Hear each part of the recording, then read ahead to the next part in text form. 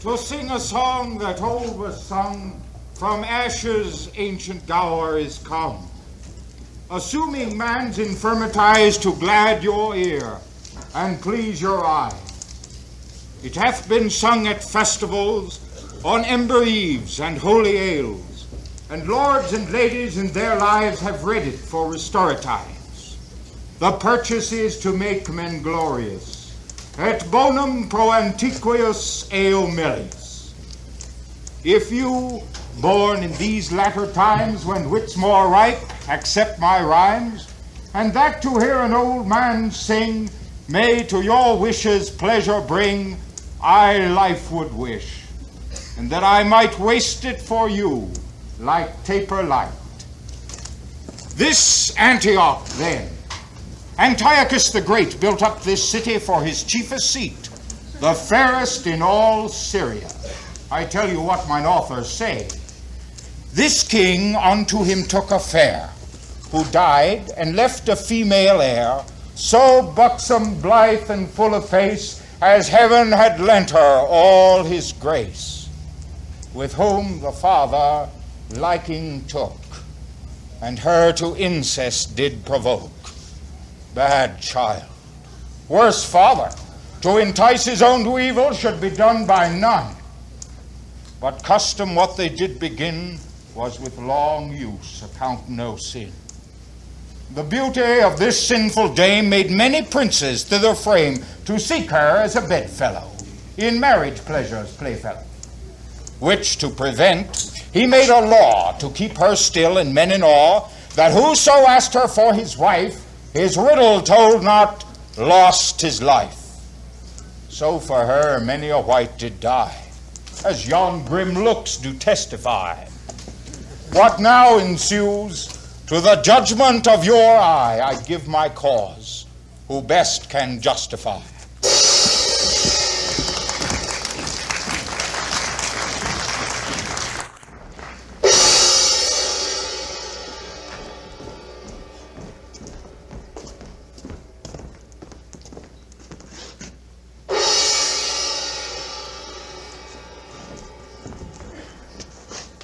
Young Prince of Tyre, you have at large received the danger of the task you undertake. I have, Antiochus, and with a soul emboldened with the glory of her praise, think death no hazard in this enterprise. Bring in our daughter, clothed like a bride for the embracements even of Jove himself, at whose conception, till Lucina reigned, nature this dowry gave to glad his presence. The Senate House of Planets, all did sit to knit in her their best perfections.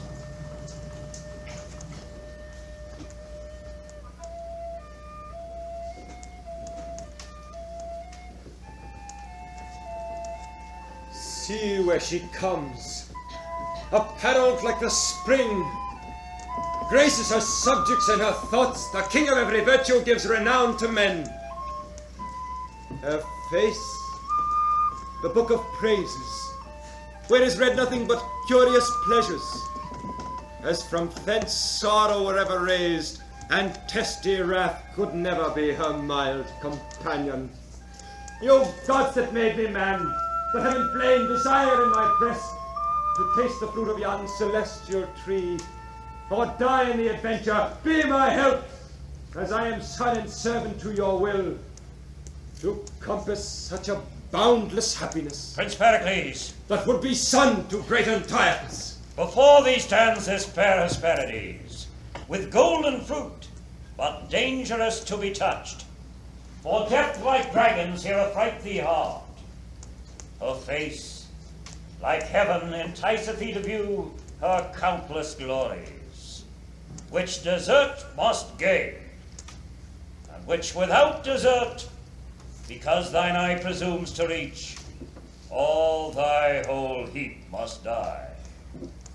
Yon sometimes famous princes, like thyself, drawn by report, adventurous by desire, tell thee with speechless tongues and semblance pale, that without covering, save yon field of stars.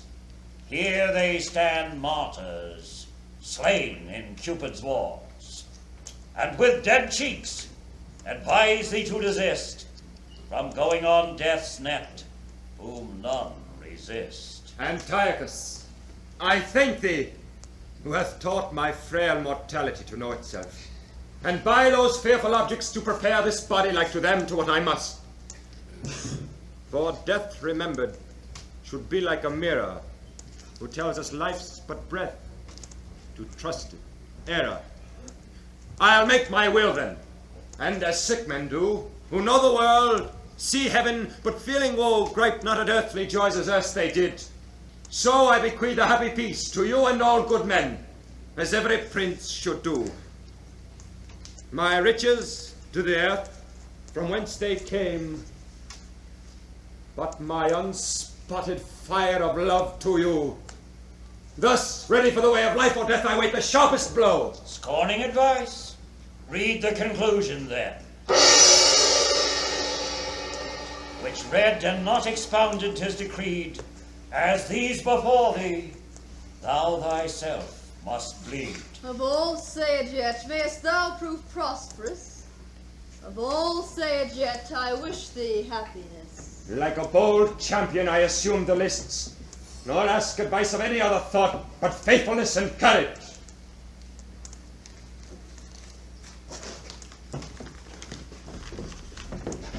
I am no viper, yet I feed on mother's flesh that did me breed. I sought a husband, in which labor I found that kindness in a father. He's father, son, and husband mild. I, mother, wife, and yet his child. How they may be, and yet in true, as you will live, resolve it you. Sharp physic is the last. But oh, you powers, that give heaven countless eyes to view men's acts, why cloud they not their sight perpetually? If this be true which makes me pale to read it, fair glass of light, I loved you, and could still, would not this glorious casket stored with ill. For I must tell you, now my thoughts revolt, for he's no man on whom perfections wait, that knowing sin within will touch the gate. You are a fair viol, your sense the strings, who finger to make man his lawful music, would draw heaven down and all the gods to hearken. But being played upon before your time, hell only dances at so harsh a chime. Good sooth I cannot for you. Prince Pericles, touch not, for that's an oracle within our law as dangerous as the rest. Your time's expired. Either expound now, or receive your sentence. Great king, few love to hear the sins they love to act. 'Twould braid yourself too near for me to tell it. Who has a book of all that monarchs do? He's more secure to keep it shut than shown. For vice repeated is like the wandering wind, blows dust in others' eyes to spread itself. And yet the end of all is brought thus dear. The breath is gone and the sword I see clear. To stop the air would hurt them. The blind mole cast cupped heels towards heaven to tell the earth is thronged by man's oppression, and the poor worm doth die for it. Kings are earth's gods, in vice their laws their will, and if Jove stray, who dares say Jove doth ill? It is enough you know, and it is fit, what being more known grows worse, to smother. All love the womb that their first being bred, then give my tongue like leave to love my head. Heaven that I had thy head. He hath found the meaning, but I will glose with him. Young Prince of Tyre, though by the tenor of our strict edict, your exposition misinterpreting, we might proceed to cancel of your days, yet hope, proceeding from so fair a tree as your fair self, doth tune us otherwise. 40 days longer we do respite you. If by which time our secret be undone, this mercy shows we joy in such a sum. Until which time your entertain shall be as doth befit our honor and your worth.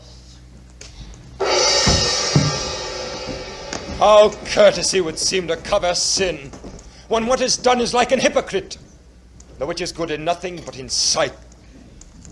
If it be true that I interpret faults, then it were certain you were not so bad as with foul incest to abuse your soul. When are you both a father and a son by your untimely claspings with your child? Which pleasure fits a husband, not a father? And she, an eater of a mother's flesh by the defiling of a parent's bed. And both like serpents are, who though they feed on sweetest clouds, yet they voice of breed. Antioch, farewell, for wisdom sees. Those men blush not in actions blacker than the night. We'll shun no course to keep them from the light. One sin I know another doth provoke. Murder's as near to lust as flame to smoke. Poison and treason are the hands of sin, aye, and the targets to put off the shame. Then, lest my life be cropped to keep you clear, by flight I'll shun the danger which I fear. He hath found the meaning, for the which we mean to have his head. For he must not live to trumpet forth my infamy, nor tell the world Antiochus to sin in such a loathed manner. Therefore, instantly, this prince must die, for by his fall our honor doth keep high. Who attends us there? Doth your highness call? Arya, you are of our chamber. Thou mine partakes of private actions to your secrecy. For your faithfulness we shall advance you. Arya, here's poison, and here's gold.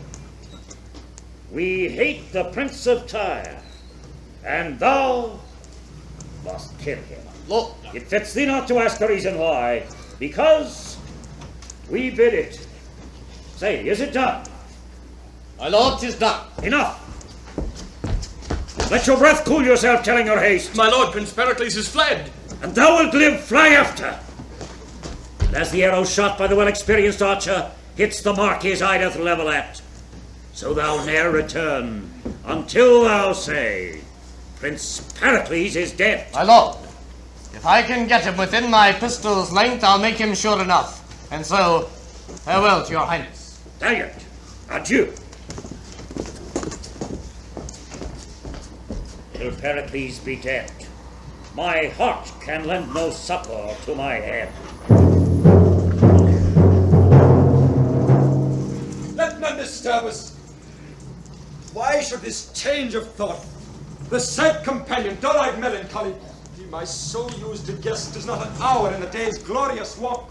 A peaceful night, the true may grief should sleep, can breed me quiet.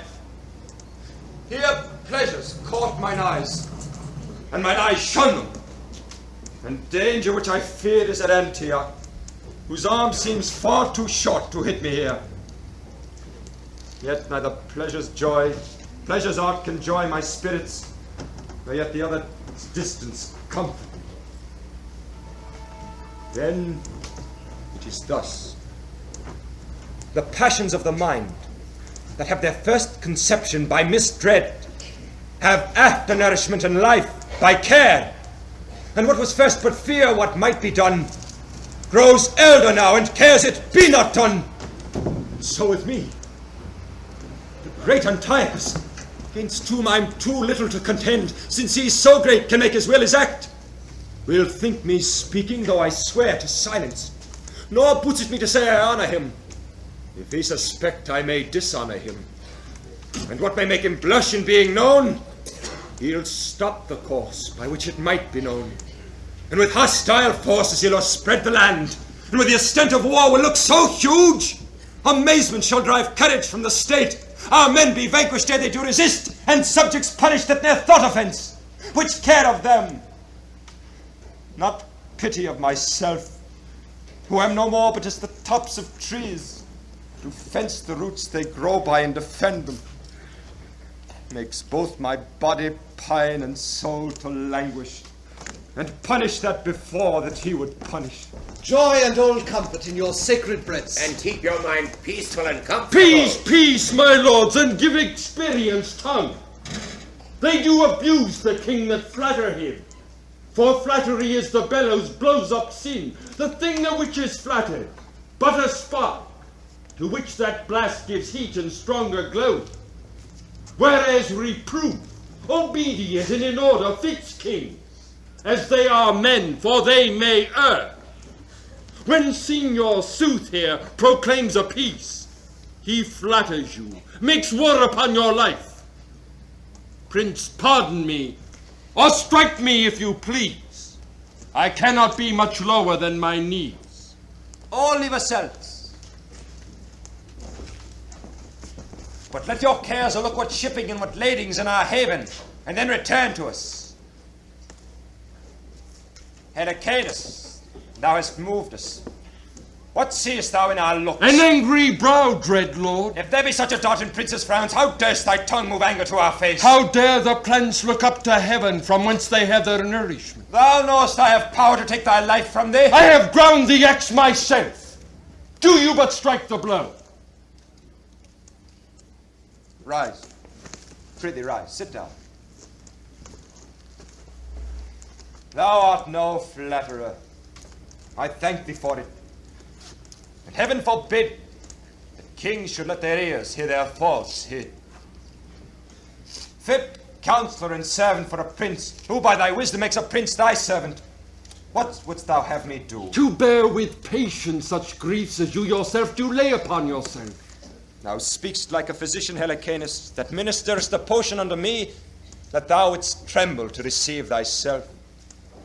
Attend me then. I went to Antioch, where, as thou knowest, against the face of death I sought the purchase of a glorious beauty, from whence an issue I might propagate, not arms to princes and bring joys to subjects. Her face was to mine eye beyond all wonder.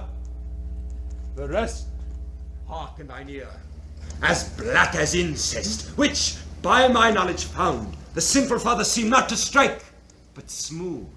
But thou knowest this, 'tis time to fear when tyrants seem to kiss, which fear so grew in me, I hither fled under the covering of a careful knight, which seemed my good protector. And being here, bethought me what was past, what might succeed. I knew him tyrannous, and tyrants' fears decrease not, but grow faster than the years.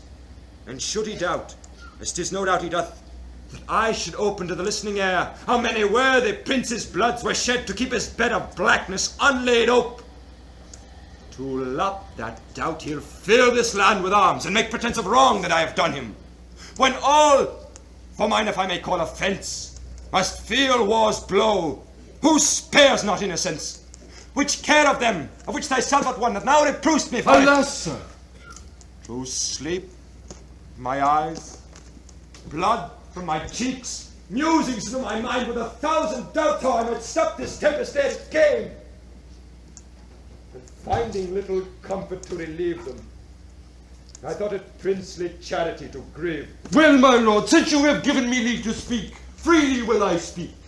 Antiochus you fear, and justly too, I think, you fear the tyrant who either by public war or private treason will take away your life. Therefore, my lord, go travel for a while, till that his rage and anger be forgot, or till the destinies do cut his thread of life. Your rule direct to end, if to me, day serves not like more faithful than idle be. I do not doubt thy faith.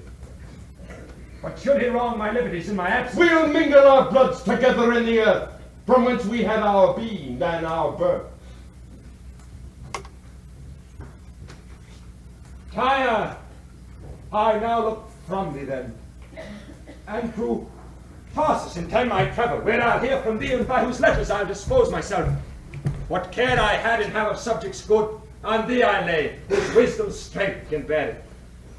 I'll take thy word for faith, not ask thine oath.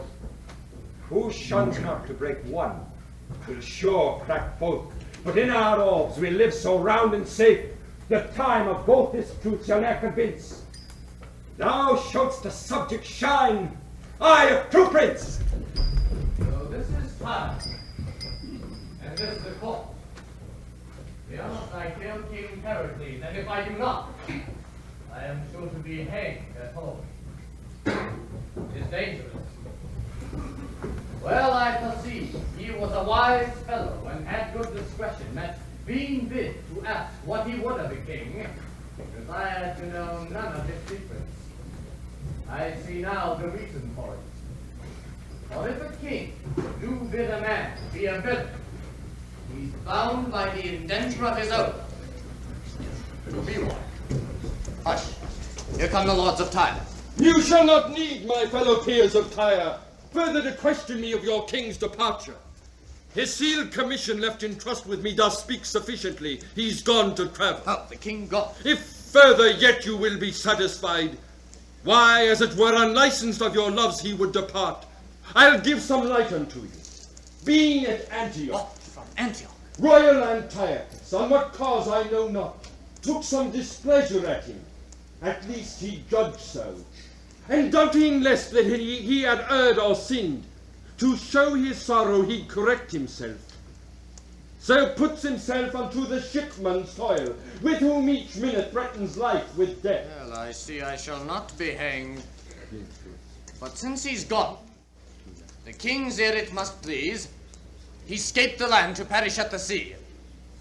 I'll present myself. Peace to the lords of Tyre. Lord Talyard from Antiochus is welcome. From him I come with message unto princely Pericles. But since my landing, I have understood your worthy lord has betook himself to unknown travels. My message must return from whence it came. We have no reason to inquire of it. Commended to our master, not to us. Yet ere you shall depart, this we desire. As friends to Antioch, we may feast in Tyre.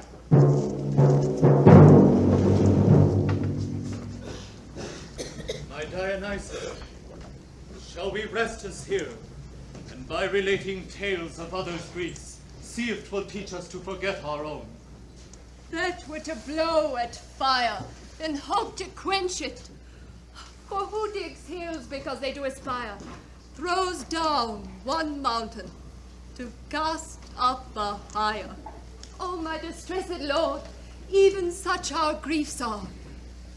Here they're but felt and seen with mischief's eyes, but like to groves, being taught they higher run. O Dionysa, who wanteth food and will not say he wants it, or can conceal his hunger till he famish? Our tongues and sorrows do sound deep our woes into the air. Our eyes do weep till tongues fetch breath and may proclaim them louder, that if heaven slumbers while their creatures want, they may awake their helps to comfort them. How then discourse our woes, felt several years, and wanting breath to speak, help me with tears. I'll do my best, sir. This Tarsus, for which I have the government, a city on whom plenty held full hand, for riches strewed herself even in the street, whose towers bore heads so high they kissed the clouds, and stranger ne'er beheld but wondered at, whose men and dames so jetted and adorned like one another's glass to trim them by, whose tables were stored full to glad the sight, and not so much to feed on as to delight. All poverty was scorned, and pride so great the name of help grew odious to repeat. Oh, 'tis too true. But see what heaven can do by this our change. Those mouths who but of late, earth, sea, and air were all too little to content and please, although they gave their creatures in abundance. As houses are defiled for want of use, they are now starved for want of exercise. Those palates who not yet 2 savors younger must have invention to delight the taste, would now be glad of bread and beg for it. Those mothers who thought not too curious to nuzzle up their babes are now ready to eat those little darlings whom they loved. So sharp are hunger's teeth that man and wife draw lots who first shall die to lengthen life. Here stands a lord, and there a lady weeping. Here many sink, yet those which see them fall have scarce strength left to give them burial. Is not this true? Our cheeks and hollow eyes do witness it. Oh, let those cities that have plenty's cup and her prosperity so largely taste with superfluous riots. Hear these tears. The misery of Tarsus may be theirs. Where's the Lord Governor? Here, speak out thy sorrow which thou bringest in haste, for comfort is too far for us to expect. We have descried upon our neighboring shore a portly sail of ships make hitherward. I thought as much. One sorrow never comes but brings an heir to succeed as his inheritor. And so in ours, some neighboring nation, taking advantage of our misery, has stuffed full these hollow vessels to beat us down, the which are down already, and make a conquest of unhappy me. That's the least fear, for by the semblance of the white flags displayed, they bring us peace, and come to us as favors, not as foes. Thou speakest like him untutored to repeat, who makes the fairer show means most deceit. But bring them what they will and what they can. What need we fear? The ground's the lowest, and we are halfway there. Go, tell their general we attend him here, to know for what he comes, and whence he comes, and what he craves. I go, my lord. Welcome is peace, if he on peace consist. If wars we are unable to resist. Lord Governor, for so we hear you are, let not our ships and number of our men be like a beacon fire to maze your eyes. We have heard your sorrow as far as Tyre, and seen the desolation in your streets. Nor come we to add sorrow to your tears, but to relieve them of their heavy load. These our ships, you haply may think, are like the Trojan horse was stuffed within, with bloody veins, expecting overthrow. Are stored with corn to make your needy bread, then give them life whom hunger starved half dead. The gods of Greece protect you, and we will pray for you. Rise, prithee, rise. We look not for reverence, but for love, and harbage for ourselves our ships and men. The which, when any shall not gratify, or pay you with unthankfulness in thought, be it our wives, our children, or ourselves, the curse of heaven and men succeed their evils, till when, the which I hope shall ne'er be seen, your grace is welcome to our town and us. Which welcome we'll accept. Feast here a while, till our stars that frown lend us a smile. Here have you seen a mighty king, his childly wish to incest bring. A better prince and benign lord, that will prove awful both in deed and word. Be quiet then, as men should be, till he hath passed necessity. I'll show you those in trouble's reign, losing a might, a mountain gain.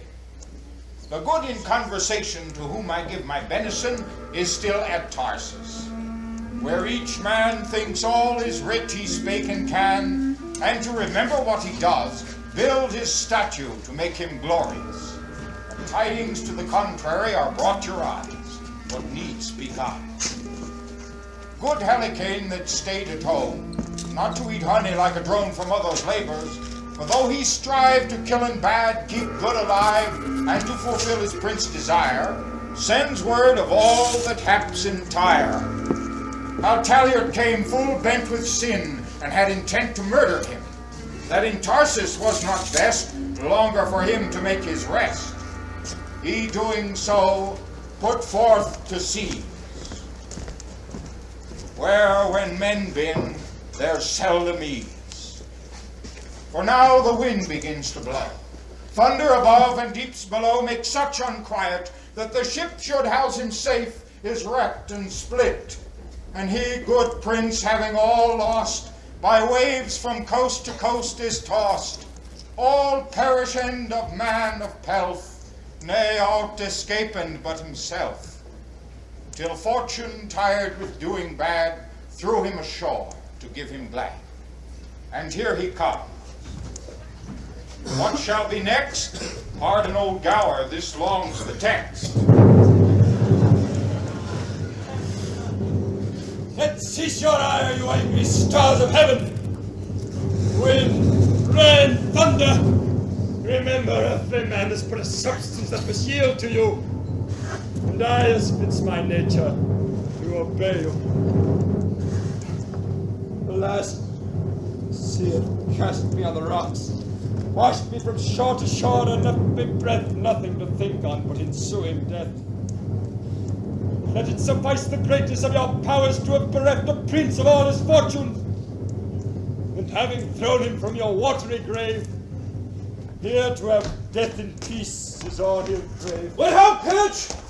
Now come away and bring the nets. What patch boots, I say? What say you, master? Look out there, stairs now. Come away or I'll fetch thee with a warning. Faith, master, I'm thinking of the poor men that were cast away before us, even now. Alas, poor souls. It grieved my heart to hear what pitiful cries they made to us to help them, and well a day. We could scarce help ourselves. Nay, master, said I not as much when I saw the porpoise, how he bounced and tumbled? They say they're half flesh, half fish. A plague on them. They ne'er come, but I look to be washed. Master, I marvel how the fishes do live in the sea. Why, as men do a land, I can compare our rich misers to nothing so fitly as a whale. Plays and tumbles, driving the small fry before him, and all at once devour them all in a mouthful. Such whales have I heard of the land who never leave gaping till they swallowed the whole parish, church, steeple, bells, and all. A pretty moral. But, master, if I had been the sexton, I would have been that day in the belfry. Why, man? Because he should have swallowed me too. And when I had been in his belly, I should have kept up such a jangling of the bells that he should never have left till he cast bells, steeple, church, and parish up again. But if the good King Humanities were of my mind, he would purge the land of these drones that rob the bee of her honey. Now, from the finished subject of the sea, these fishes tell the infirmities of men, and from their watery empire recollect all that may men approve or men detect. Peace be at your labor, honest fishermen. Honest, good fellow, what's that? Good day. Oh, if it be a day fits you, scratch it out of the calendar and nobody look after it. May see the sea hath cast upon your coast. For the drunken neighbors the sea to cast thee in our way. A man whom both the waters and the wind, in that vast tennis court, have made the ball for them to play upon, entreats you, pity him. He asks of you that never used to beg. No, friend, cannot you beg? Here's some in our country of Greece gets more with begging than we can do with working. Didst thou catch any fishes then? I never practiced it. Nay, then thou wilt starve, sure. For here's nothing to be got nowadays unless thou canst fish for it. But I have been. I have forgot to know. But I am. Want teaches me to think on. A man thronged up with cold. My veins are chill and have no more of life than may suffice to give my tongue that heat to ask your help.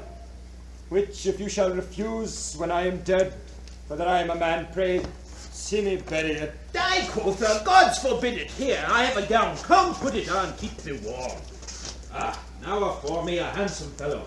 Come, thou shalt go home and we'll have flesh for holidays and fish for fasting days, and more pudding and flapjacks, and thou shalt be welcome. I thank you, sir. But hark you, friend, I thought you could not beg.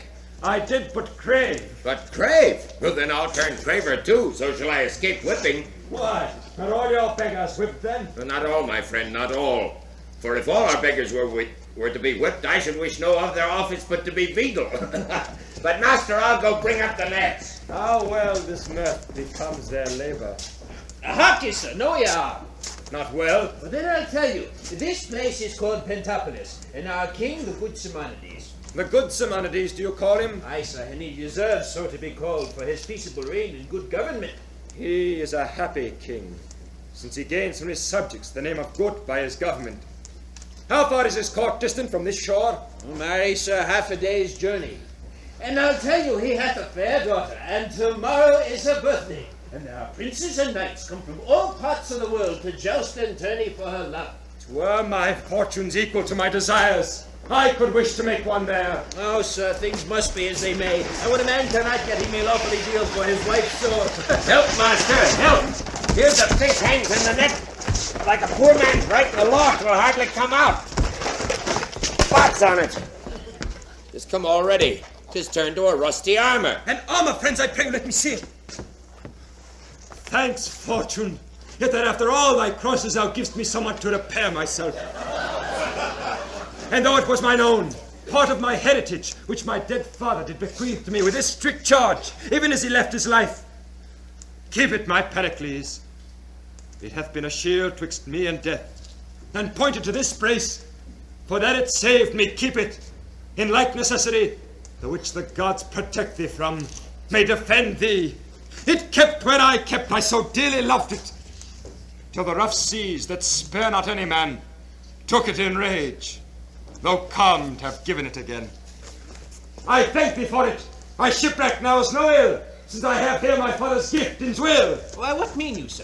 To beg of you, kind friends, this coat of worth, for it was sometime target to a king. I know it by this mark. He loved me dearly, and for his sake I wish the having of it, and that you'll guide me to your sovereign's court, where with it I may appear a gentleman. And if that ever my low fortune's better, I'll pay your bounties, till then rest your debtor. Why, wilt thou tourney for the lady? I'll show the virtue I have borne in arms. Why, do we take it, and the gods give you good on it. But hark you, friend. 'Twas we made up this garment through the rough seams of the water. There be certain condolements, certain veils. Well, I trust you, if you thrive, you'll remember where you had it. Believe it, I will. By your furtherance I am clothed in steel. And, spite of all the rapture of the sea, this jewel holds its building in my arm. Unto thy value I will mount myself upon a courser, whose delightful step shall make the gazer joy to see him tread. Only, my friend, I yet am unprovided of a pair of basins. Oh, we'll sure provide. Thou shalt have my best gown to make thee appear, and I'll bring thee to the court myself. Then honor be but equal to my will. This day I'll rise, else add ill to ill.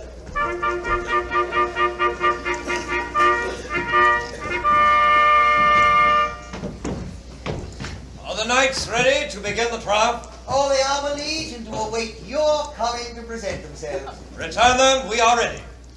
And say our daughter, in honor of whose birth these triumphs are, stands here like beauty's child, whom nature gat for men to see, and seeing wonder at. It pleaseth you, my royal father, to express my commendations great, whose merits less. 'Tis fit it should be so. For princes are a model which heaven makes like to itself. And as jewels lose their glory if neglected, so princes their renowns if not respected. It is now your honor, daughter, to entertain the labor of each knight in his device. Which to preserve mine honor, I'll perform. Who is the first that doth prefer himself? A knight of Sparta, my renowned father, and the device he bears upon his shield is a black Ethiop reaching at the sun. The word, thy life is life to me. He loves you well that holds his life on you. Who is the second that presents himself? A prince of Macedon, my royal father, and the device he bears upon his shield is a knight that's conquered by a lady. The motto thus in Spanish, more by gentleness than force. And what's the third? Third of Antioch. His device, a wreath of chivalry. The motto, the highest point of honor leads me on. What is the fourth? A burning torch that's turned upside down. The motto, who feeds me puts me out. Which shows that beauty hath his power and will, which can inflame as well as it can kill. The fifth, an hand environed with clouds, holding out gold that's by the touchstone tried. The motto, thus will faithfulness be tested. And what's the sixth and last? Which the knight himself with such a graceful courtesy delivered.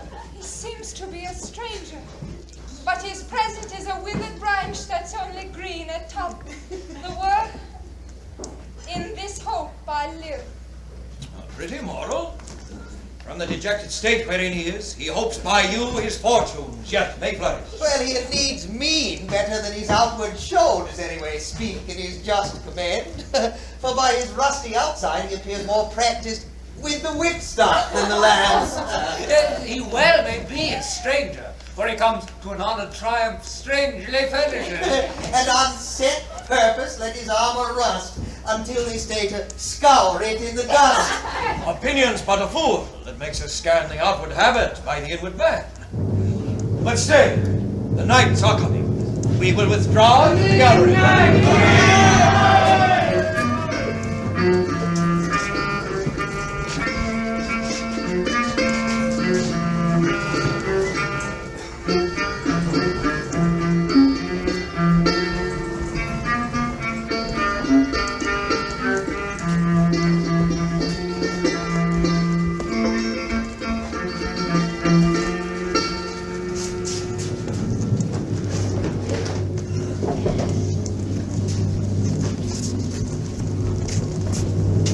Knights, to say your welcome were superfluous. To place upon the volume of your deeds as in a title page your worth in arms were more than you expect, more than stiff, since every worth in show commends itself.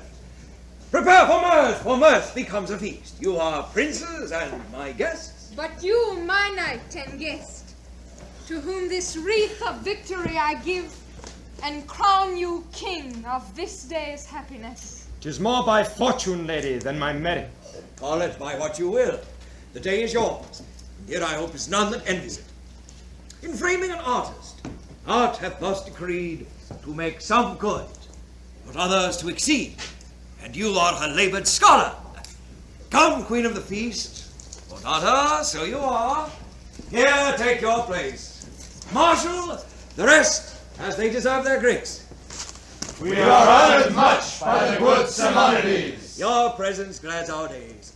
Honor we love, for who hates honor hates the gods above.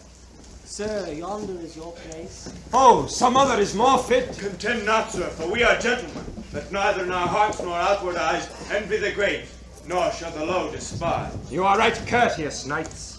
Oh, sit, sir, sit. By Jove, I wonder that as king of thoughts, these cates resist me.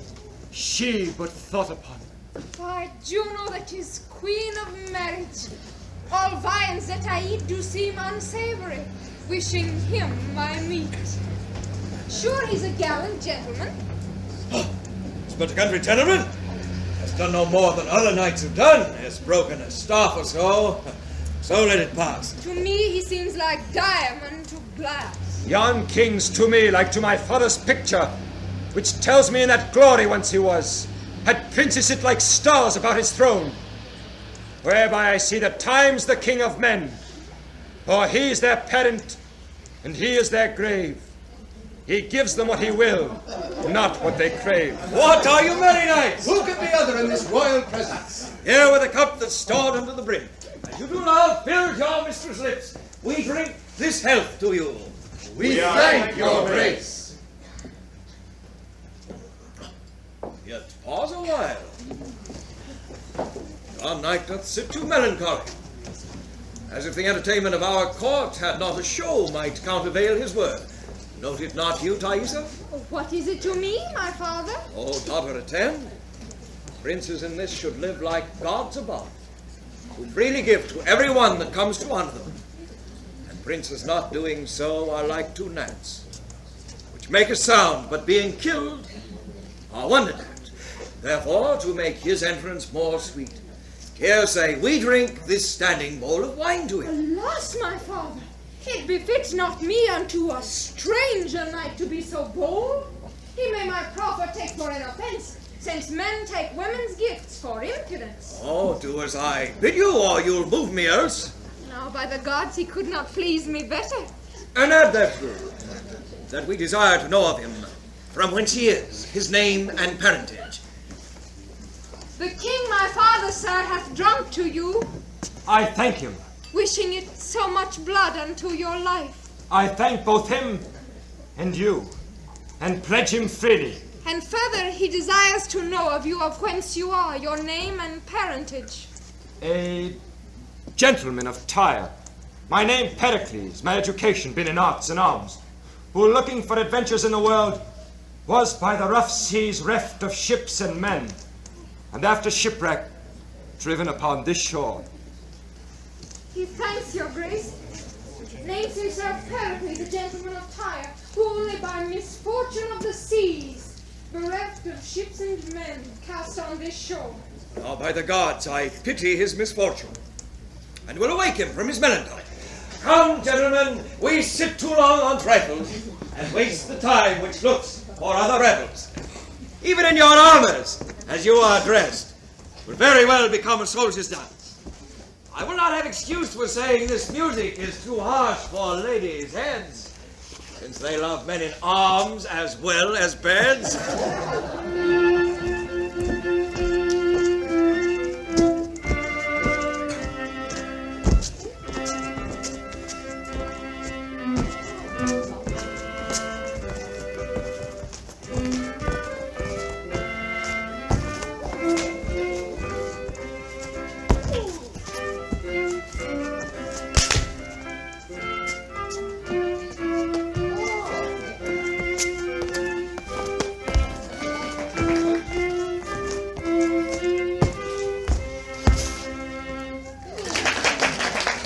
There, Mrs. Veras, it was so well performed. Come, sir. Here's a lady that wants breathing too. And I've heard you knights of Tyre are excellent in making ladies trip, and that their measures are as excellent. In those that practice them, they are, my lord. Oh, that's as much as you would be denied of your fair courtesy.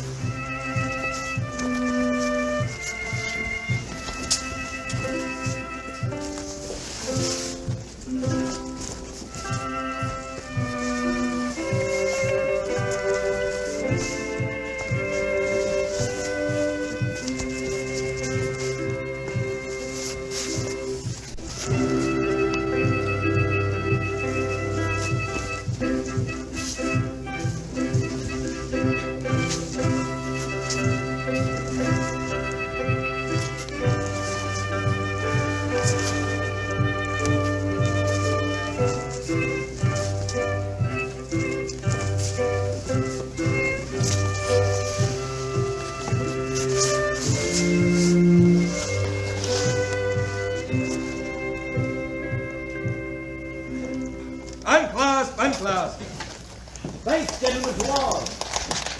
All have done well, but you, sir, the best.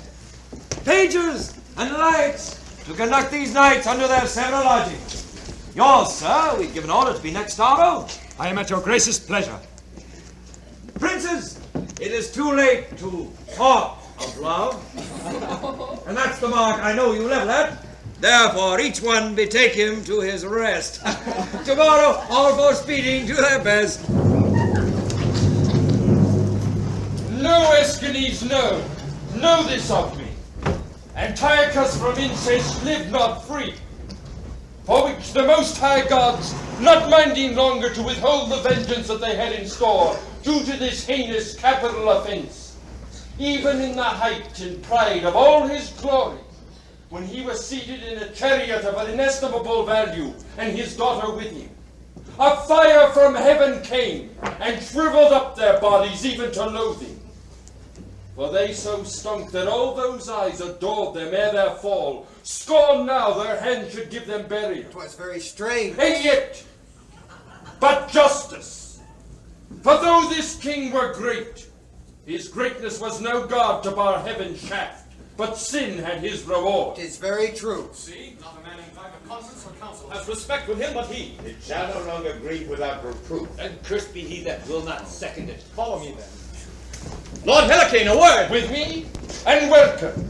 Happy day, my lords. Know that our griefs are risen to the top, and now at last they overflow their banks. Your griefs? For what? Wrong not your prince you love. Wrong not yourself, then, noble Hurricane. But if the prince do live, let us salute him, or know what grounds made happy by his breath. If in the world he live, we'll seek him out. If in his grave he rest, we'll find him there. And be resolved, he lives to govern us. Or dead, gives cause to mourn his funeral, and leave us to our free election. Whose death's the strongest in our censure. And knowing this kingdom, if without a head, like goodly buildings left without a roof, will soon to ruins fall, thy noble self, that best knowest how to rule and how to reign, we thus submit unto our sovereign. Hail, noble Hurricane! For honour's cause, forbear your suffrages. If that you love Prince Pericles, forbear.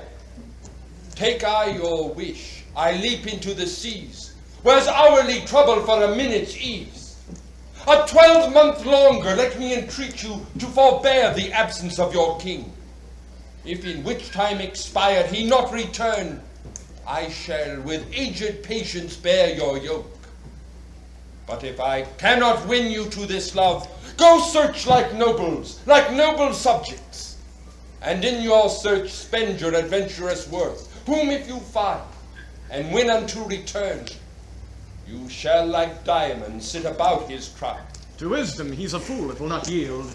And since Lord Hurricane enjoineth us, we with our travels will endeavour thus. Then you love us, we you, and we'll clasp hands. When peers thus knit, a kingdom ever stands.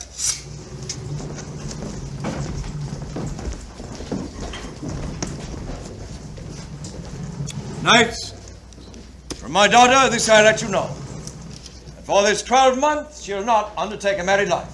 A reason to herself is only known, which from her by no means can I get.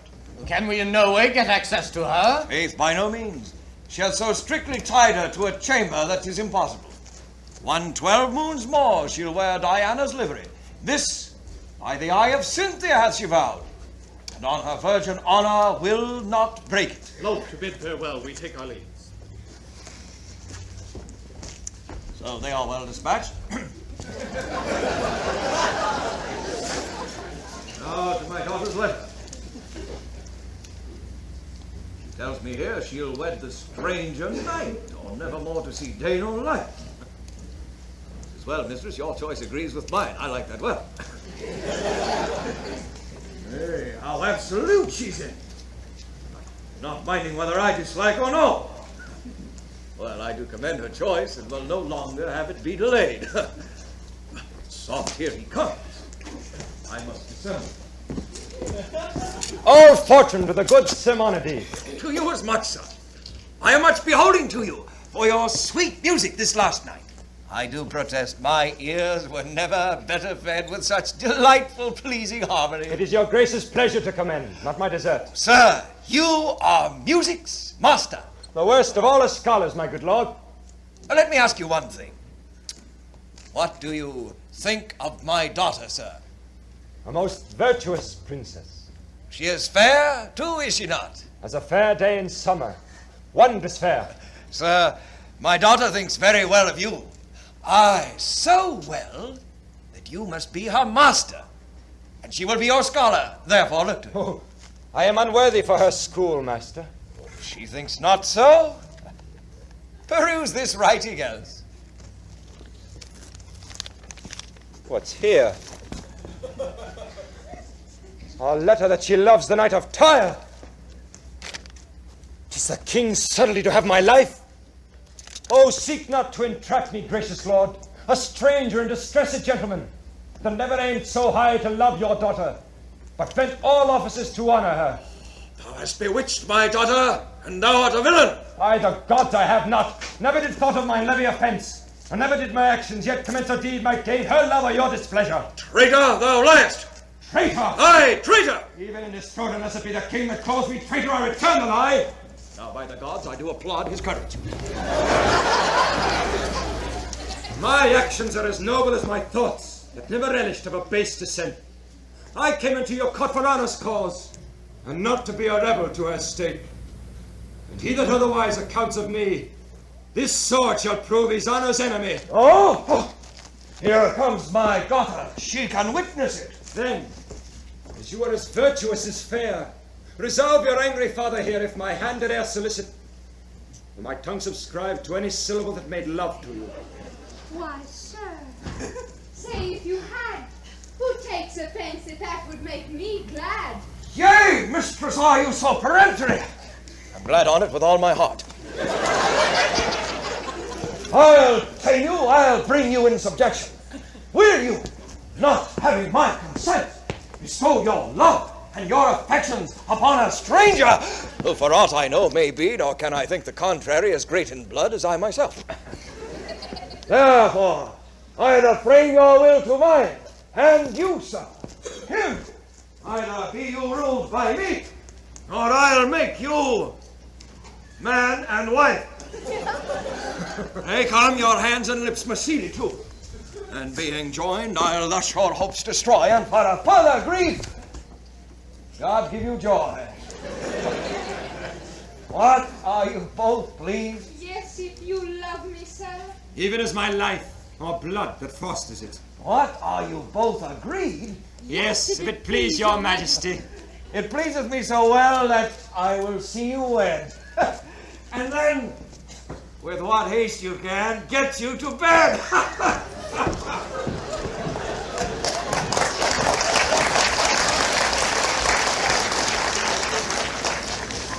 Now sleep be slated hath the rout. No din but snores the house about, made louder by the o'erfed breast of this most pompous marriage fest. The cat with eyne of burning coal now couches for the mouse's hole, and crickets sing at the oven's mouth ere the blither for their drought. Hymen hath brought the bride to bed, where by the loss of maidenhead a babe is molded. Be attend, and time that is so briefly spent with your fine fancies quaintly each. What's dumb in show, I'll plain with speech. By many a dern and painful perch of Pericles, the careful search by the four opposing coins which the world together joins is made with all due diligence, that horse and sail and high expense can stead the quest. At last from Tyre, fame answering the most strange inquire, to the court of King Simonides are letters brought. The tidings these: Antiochus and his daughter dead. The men of Tyrus on the head of Helicanus would set on the crown of Tyre, but he will not. The mutiny he there hastes to oppress. Says to him, if King Pericles come not home in twice 6 moons, he, obedient to their dooms, will take the crown. The sum of this, brought hither to Pentaphilus, he ravished the regions round, and everyone with claps can sound, our heir apparent is a king. Who dreamed, who thought of such a thing? Brief, he must hence depart to Tyre. His queen with child makes her desire, which who shall cross, along to go. Omit we all their dole and woe. Decorida her nurse she takes, and so to sea.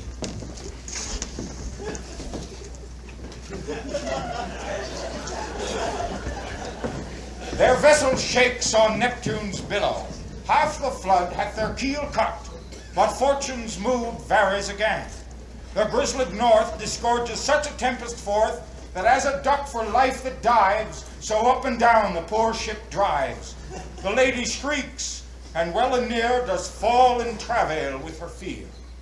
And what ensues in this fell storm shall for itself perform. I will relate. Action may conveniently the rest convey, which might not what by me is told. In your imagination, hold this stage the ship, upon whose deck the sea-tossed Pericles appears to speak. Thou God of this great vast, rebuke these surges which wash both heaven and hell. And thou that hast upon the seas command, bind them in brass, having called them from the deep. Oh, still thy deafening dreadful thunders, gently quench thy nimble sulphurous flashes. How the corridor, how does my queen? Thou stormst venomously with thy spit o'er thyself. The seaman's whistle is as a whisper in the ears of death. unheard. Lycorida! Lucina! O divinest patroness and midwife, gentle to those that cry by night, convey thy deity aboard our dancing boat. Make swift the pangs of my queen's travails. Now, Lycorida! Here is a thing too young for such a place. Who that had conceived would die as I am like to. Take in your arms this piece of your dead queen. Holy God! Patience, good sir, do not assist the storm. Here's all that is left living of your queen, a little daughter. For the sake of it, be manly and take courage. You gods! Why do you make us love your goodly gifts and snatch them straight away? We here below recall not what we give, and therein may I honor with you. Patience, good sir, even for this change. Now, mild may be thy life, for a more blusterous birth had never been. Quiet and gentle thy conditions. West as rudeliest welcome to this world as ever a prince's child. Happy what follows. Thou hast this chiding a nativity as fire, air, water, earth, and heaven can make, to herald thee from thy womb. Even at the first, thy loss is more than can thy portage quit. With all thou canst find here, now the good gods throw their best eyes upon it. A kind sir, God save you. Marriage enough. I do not fear the flaw. It hath done to me the worst. Yet, for love of this poor infant, this fresh new seafarer, I would it would be quiet. Sack the burden there. Thou wilt not, wilt thou? Throw and split thyself. But sea room and brine and cloudy billows kiss the moon, I care not. Sir, your queen must overboard. The sea runs high, the wind is loud, and will not whip till the ship be cleared of the dead. That's your superstition. Pardon me, sir. With us at sea it hath been still observed. We are strong in custom. Therefore briefly yield her, for she must overboard straight. As you think me, most wretched queen. Here she lies, sir.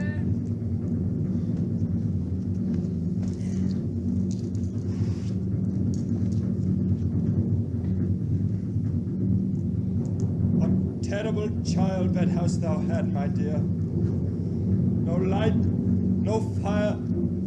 The unfriendly elements forgot thee utterly. Nor have I time to give thee hallowed to thy grave. Straight must cast thee scarcely coffined in the ooze.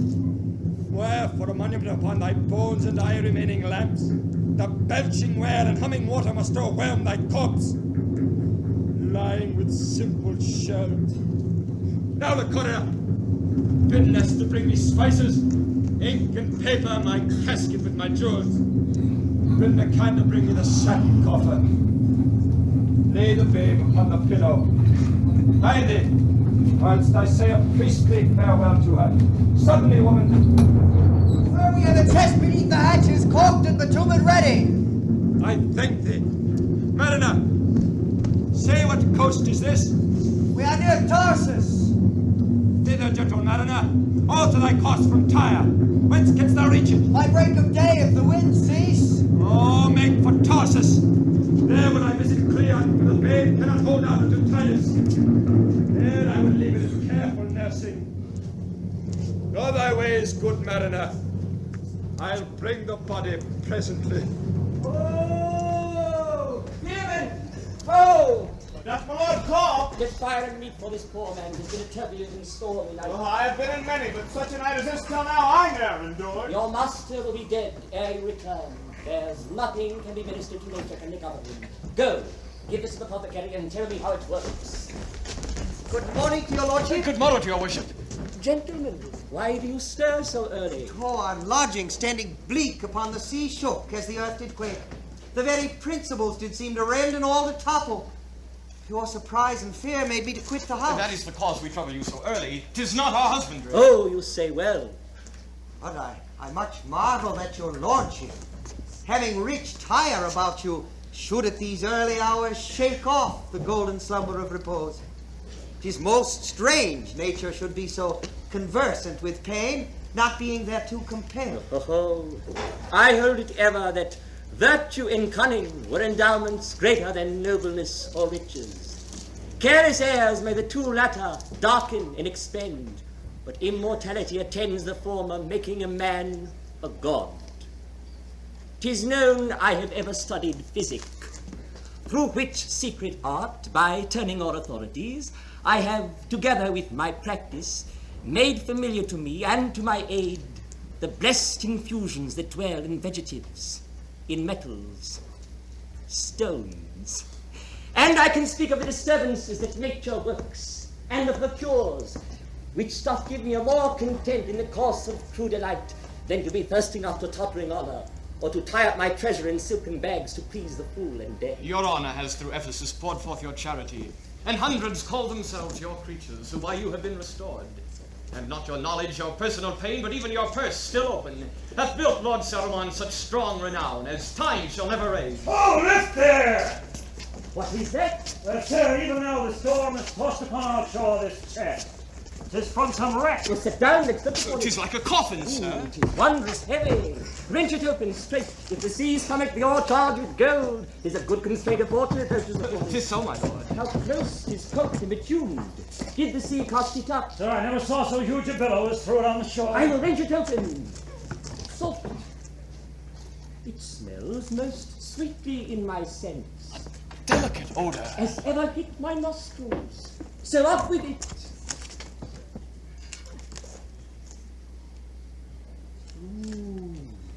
Most potent gods, what's here? A corpse. Most strange. Shrouded in cloth of state. Bombed and treasured with full bags of spices. A passport too.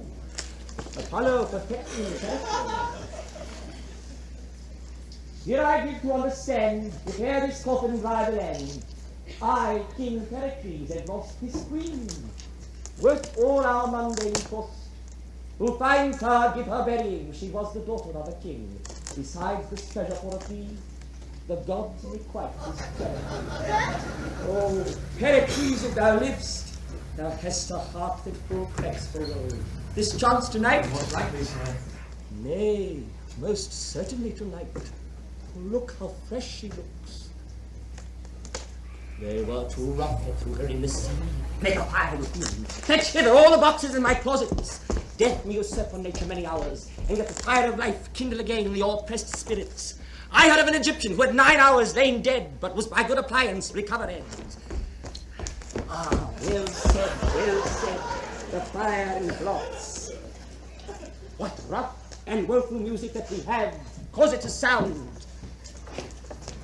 The viol once more. Hastasta block! The music there!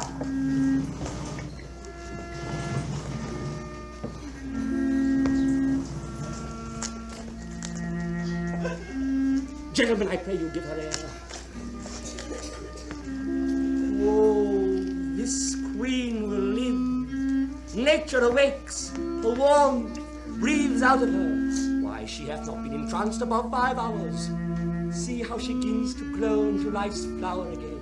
Oh, heaven through you increase our wonder, and set up your fame forever. She is alive. Behold, her eyelids, cases to those heavenly jewels which Pericles had lost, begin to part their fringes of bright gold. The diamonds of the most praised water do appear to make the world twice rich. Live, fair creature, and make us weep to hear your fate. Rare as you see.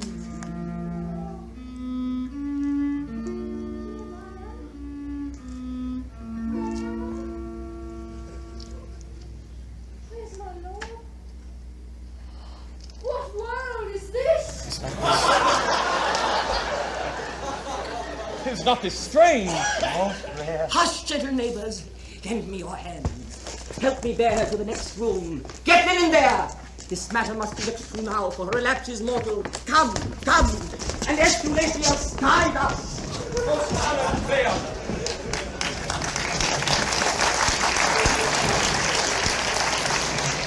I must needs be gone.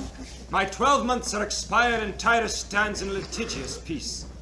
You and your lady take from my heart all thankfulness.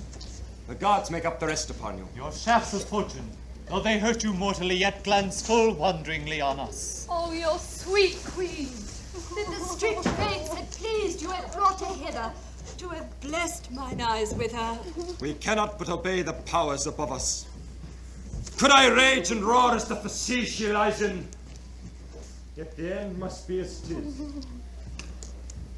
My gentle babe Marina, whom for she was born at sea I have named so, here I charge your charity withal, leaving her the infant of your care, beseeching you to give her princely training, that she may be mannered as she is born. Fear not, my lord, but thank your grace that fed my country with your corn, for which the people's prayers still fall upon you, must in your child be thought on.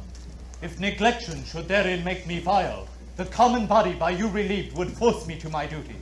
But if to that my nature need a spur, the gods revenge it upon me and mine to the end of generation. I believe you. Your honor and your goodness teach me to it without your vows. Till she be married, madam, by bright Diana, whom we honor, all unscissored shall this hair of mine remain, though I show ill it. So I take my leave. Good madam, make me blessed in your care in bringing up my child. I have one myself, my lord, who shall not be more dear to my respect than yours. Madam, my thanks and prayers. Will bring your grace e'en to the edge of the shore, then give you up to the masked Neptune and the gentlest winds of heaven. I will embrace your offer. Come, dearest madam. Oh, no tears, Corridor, no tears. Look to your little mistress, on whose grace you may depend here. Come, my lord.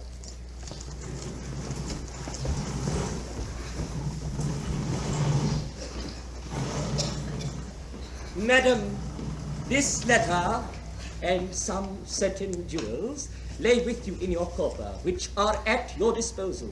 Know you the character? It is my lord's.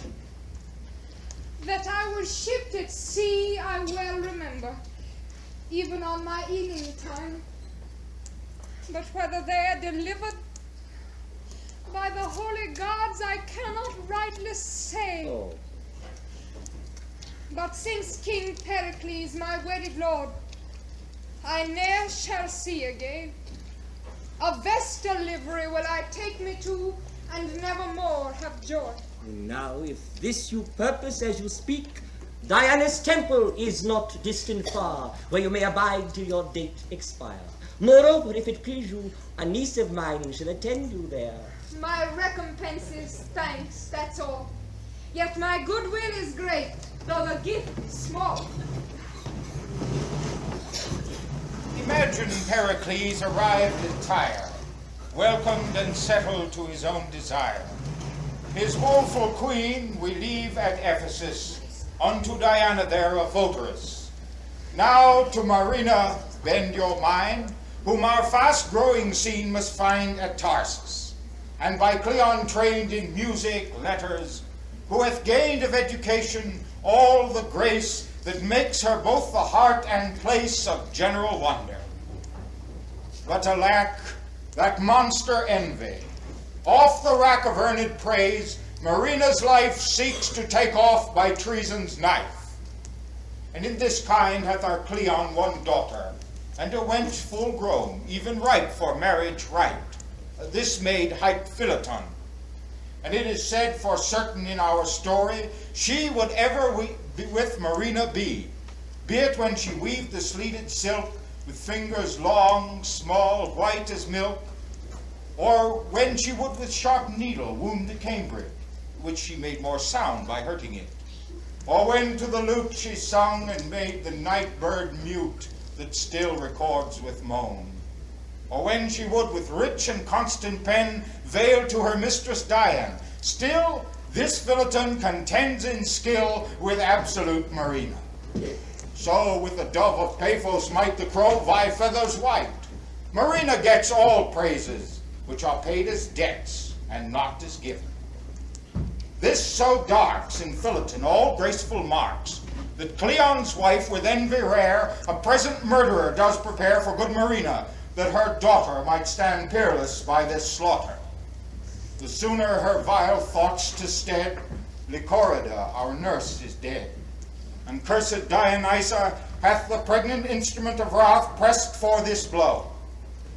The unborn event I do commend to your content. Only I carry winged time post on the lame feet of my rhyme, which never could I so convey unless your thoughts went on my way. Dionysa does appear, with Leonine, a murderer. Thy oath, remember, thou hast sworn to do it. 'Tis but a blow, which never shall be known. Thou canst not do a thing in the world so soon to yield thee so much profit. Let not conscience, which is but cold, thy love inflame too nicely, nor let pity, which even women have cast off, melt thee, but be a soldier to thy purpose. I will do it. But yet she is a goodly creature. Fitter than a god should have her. Here she comes, weeping for her only mistress' death. Thou art resolved? I am resolved. No. I will rob Tellus of her wheat to strew thy green with flowers. With yellows, blues, the purple violets and marigolds shall as a carpet hang upon thy grave while summer days do last. I'm poor maid, born in a tempest when my mother died. This world to me is like a lasting storm, whirring me from my friends. Oh no, Marina. Why do you keep alone? How chance my daughter's not with you? Oh, do not consume your blood with sorrowing. Look how the mirth of me. Oh Lord, how your favors changed in this unprofitable world.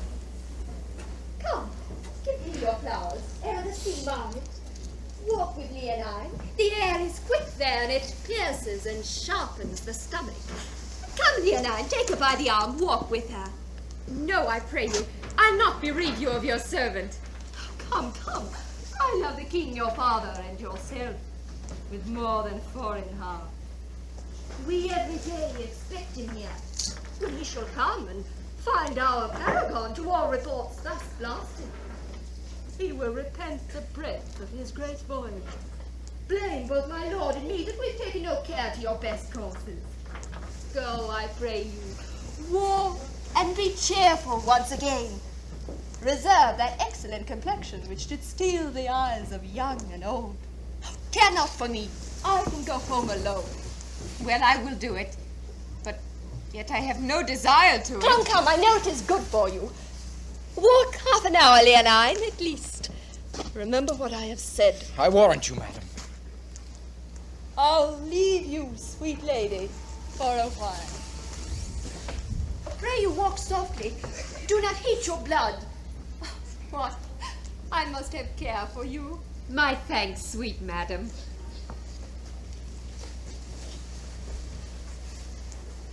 Is the wind westerly that blows? Southwest. When I was born, the wind was north. Was so? My father, as nurse said, did never fear, but cried good seaman to the sailors, galling his kingly hands with hailing of the ropes, and clinging to the mast endured a sea that almost burst the deck. When was this? When I was born, never was waves nor wind more violent. And from a ladder tackle washes off the canvas climber. Ha! Says one, wilt out? As if plotting the industry, they skip from stone to stone. The boatswain whistles and the master calls and trebles their confusion. Come, say your prayers! What mean you? If you require a little space for prayer, I grant it. Pray! Be not tedious. Regard the quick of ear, and I'm sworn to do my work with haste. Why will you kill me? To satisfy my lady. Why would she have me killed? Now as I can remember by my troth, I never did her hurt in all my life. I never spake bad word, nor did ill turn to any living creature. Believe me now, I never hurt a fly, nor killed a mouse, nor trod upon a worm, but I wept for it. How have I offended? Wherein my death might yield her any profit, or my life imply her any danger. My commission is not to reason of the deed, but do it. You will not do it for all the world, I hope. You are well favored, and your looks foreshadow you have a gentle heart. I saw you lately when you caught hurt in parting two that fought. Good sooth, it showed well in you. Do so now. Your lady seeks my life. Come you between and save poor me, the weaker. I am sworn and will dispatch. Oh, villain! A prize! A prize! Part, mates, half part. Come, let's have her aboard suddenly. These roguing thieves serve the great pirate Valdez, and they have seized Marina. Let her go. There's no hope she will return. I'll swear she's dead and thrown into the sea. But I'll see further. Perhaps they will please themselves upon her not carry her aboard. If she remain whom they have ravished, must by me be slain.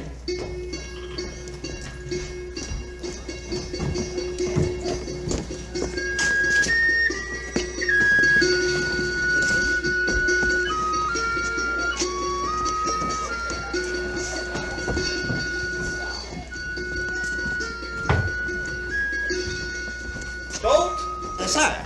Search the market narrowly. Mitylene is full of gallants. We lost too much money this mark about being too wenchless. Oh, we were never so much out of creatures. We have but poor 3. And they can do no more than they can do, and they, with continual action, are even as good as rotten. Therefore, let's have fresh ones, whate'er we pay for them. There be not a conscience to be used in every trade, we shall never prosper. Oh, thou sayest true. 'Tis not our bringing up of poor bastards, as I think I have brought up some 11. Aye, 2 11. And brought them down again. Oh, what mean you brought? But shall I search the market? What else, man? The stuff we have a strong wind will blow it to pieces, they're so pitifully sodden. Thou sayest true. They're too unwholesome a conscience. Poor Transylvanian is dead that lay with the little baggage. Aye, she quickly pooped him. She made him roast meat for worms. But out to the market. 3,000 or 4,000 chickens were as pretty a proportion to live quietly and so give over. Why to give over, I pray you? Is it a shame to get when we are old? Our credit comes not in like the commodity. The commodity wages not with the danger. But therefore, if in our youth we could pick up some pretty estate, 'twere not amiss to keep our door hatched. Besides, strong terms we stand upon with the gods will be strong with us for giving over. Ah, now other sorts offend as well as we. As well as we. Aye, and better too. We offend worse.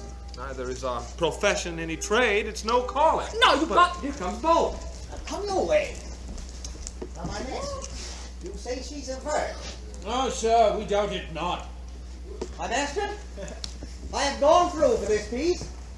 If you like her, so. If not, I am out my earnest. But has she any qualities? Well, she has a good face. Speaks well, excellent, good clothes.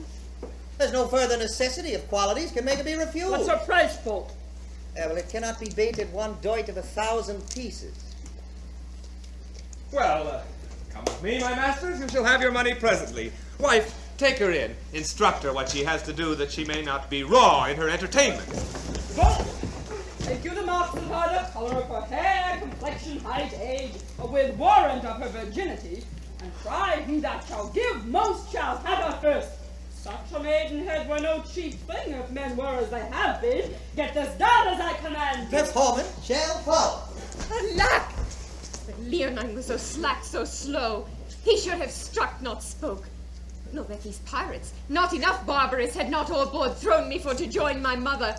Why lament, you pretty one? That I am pretty. Come, the gods have done their part in you. I accuse them not. You are lit into my hands where you are like to live. The more my fault to scape his hands where I was like to die. Aye, you shall live in pleasure. No. Yes, indeed shall you, and taste gentlemen of all fashions.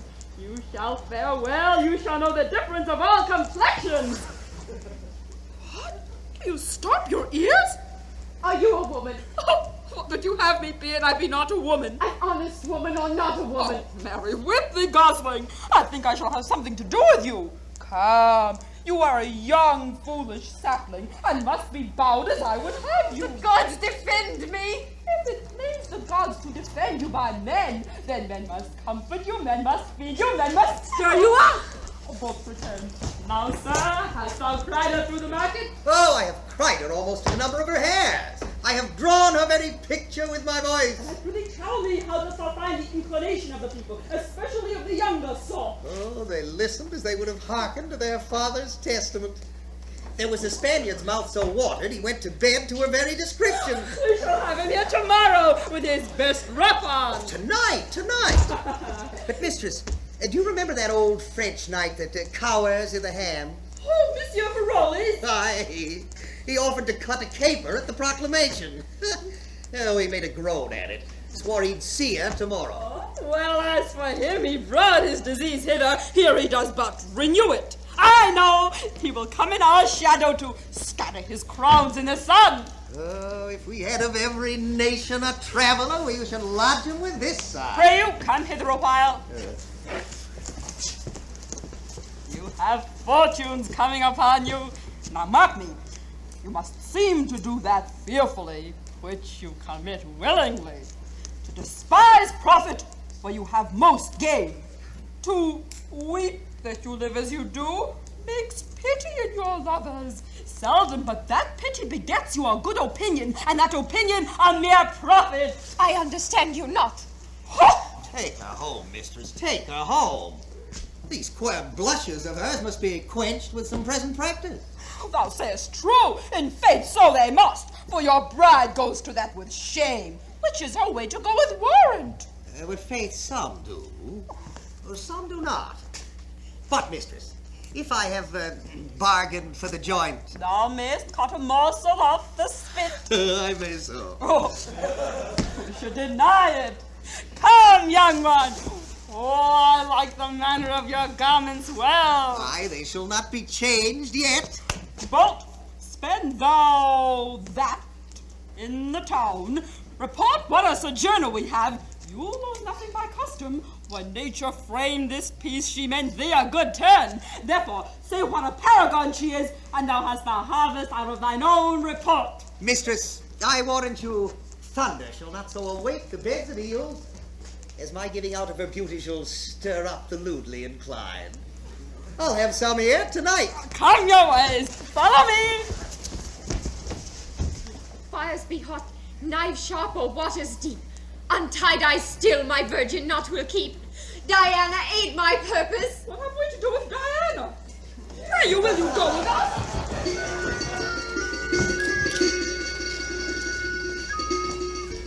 Why are you foolish? Can it be undone? Oh, Dionysa, such a piece of slaughter the sun and moon ne'er looked upon. I think you'll turn a child again. Were I chief lord of all this spacious universe, I'd give it to undo the deed. Oh, lady, much less in blood than virtue, yet a princess to equal any single crown of the earth in the justice of compare. Villain Leonine, whom thou hast poisoned too, if thou hadst drunk to him, it had been a kindness well becoming thy fact. What canst thou say when noble Pericles shall demand his child? That she is dead. She died at night. I'll say so. Who can cross it? Unless you play the pious innocent, and for an honest attribute cry out she died by foul play. I'll go too. Well, of all the faults beneath the heavens, the gods do like this, worse. Be one of those that think the pretty wrens of Tarsus will fly hence and open this to Pericles. I do shame to think of what a noble strain you are, and of how coward a spirit. To such proceeding whoever but his approbation added, though not his prime consent, he did not flow from honorable sources. Be it so then, yet none must know but you how she came dead. None can know, Leonine being gone. She did disdain my child, and stood between her and her fortunes. None would look on her, but cast their gazes on Marina's face, whilst ours was blurted at and held a mulkin, not worth the time of day. Pierce me through. And though you call my course unnatural, you not your child well loving. Yet I find it greets me as an act of kindness performed to your sole daughter. Heaven forgive it. And as for Pericles, what should he say? We wept after hers, and yet we mourn. Her monument is almost finished, and her epitaphs in glittering golden characters express a general praise to her, and care and us at whose expense 'tis done. Thou art like the harpy, which to betray doth with thine angel face, seize with thine eagle's talons. You're like one who superstitiously does swear to the gods that winter kills the flies. But yet I know you'll do as I advise. Thus time we waste, and longest leagues make short. Sail, seas, and cockles have and wish but for it, making to take our imagination from bourne to bourne, region to region.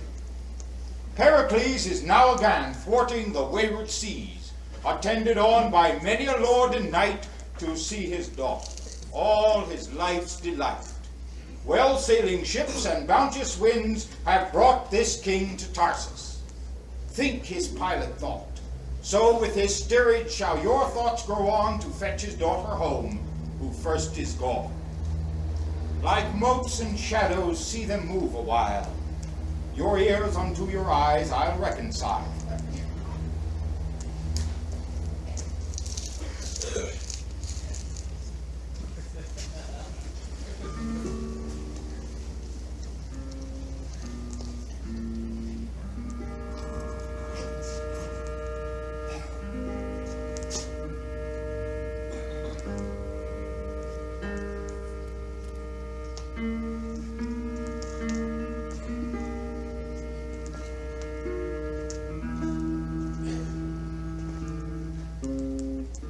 See how belief may suffer by foul show? This borrowed passion stands for true old woe. And Pericles in sorrow all devoured, with sighs shot through and biggest tears o'ershowered, leaves Tarsus and again embarks. He swears never to wash his face nor cut his hairs. He puts on sackcloth and to sea. He bears a tempest which his mortal vessel tears, and yet he rides it out. Let Pericles believe his daughter's dead, and bear his courses to be ordered by Lady Fortune, while our scene must play his daughter's woe, and heavy well a day in her unholy service. Patience then, and think you all are now in Mittelland. Did you ever hear the like? No, never shall do in such a place as this, for she being once gone. But to have divinity preached there, did you ever dream of such a thing? No. Oh, come, I'm for no more bawdy houses. Shall's go hear the Vestals sing. I'll do anything that's virtuous now, but I'm out of the road of rutting forever. Well, I'd rather than twice the worth of her she'd ne'er come here. I fie upon her. She's able to freeze the god Pericles and undo a whole generation. We must either get her ravished or be rid of her. When she should do for clients her fitment and do me the kindness of our profession, she has me her quirks, her reasons, her master reasons, her prayers, her needs. Oh, that she would make a Puritan of the devil if he should cheapen a kiss of her. Faith, I must ravish her myself. Else she'll disfurnish us of all our cavaliers, make all our swearers priests. Pox on her green sickness for me. Faith, there's no way to be rid of but by the way to the pox. Here comes the Lord Lysimachus disguised. Yes, well, we should have both lord and loon if but the peevish baggage would give way to customers. How now? Our dozen of virginities? Now the gods to bless your honor. I'm glad to see your honor in good health. You may so. 'Tis the better for you that your resorters stand upon sound legs. How now, wholesome iniquity? Have you that a man may deal with all and defy the surgeon? Oh, well, we have one here, sir, if she would. But there never came her like in Middley. She do the deeds of darkness, thou wouldst say. Your honor knows what 'tis to say well enough. Well, call forth! Call forth! Oh, sir, for flesh and blood, white and red, you shall find a very rose. And she were a rose indeed, had she but a... What prithee? Oh, sir, I can be modest. That dignifies the renown of a bard. No less than it gives a good report to a whore to be chased. Here comes that which grows to the stalk, never plucked yet, I can assure you. Is she not a fair creature? Faith, she would serve after a long voyage at sea. Well, there's for you. Now leave us. I beseech your honor, a word and I'll have done presently. Now I beseech you, do. First, I would have you note this as an honorable man. I desire to find him so that I may worthily note him. Next, he's the governor of this country and a man whom I am bound to. If he govern the country, you are bound to him indeed. But how honorable he is in that, I know not. Pray you, without any more virginal fencing, will you use him kindly? He will line your apron with gold. What he will do graciously, I will thankfully receive. Have you done? Oh, my lord, she's not paced yet. You must take some pains to work her to your manage. Come, we will leave his honor and her together. Go thy ways. Now, pretty one, how long have you been at this trade? What trade, sir? Why, I cannot name it, but I shall offend. I cannot be offended by my trade. Please you to name it. How long have you been of this profession? Yes, since I can remember. Did you go to it so young? Were you a gamester at 5 or at 7? Earlier too, sir. If now I be one. Why, the house you dwell in proclaims you to be a creature of sale. Do you know this to be a place of such resort, and would you come into it?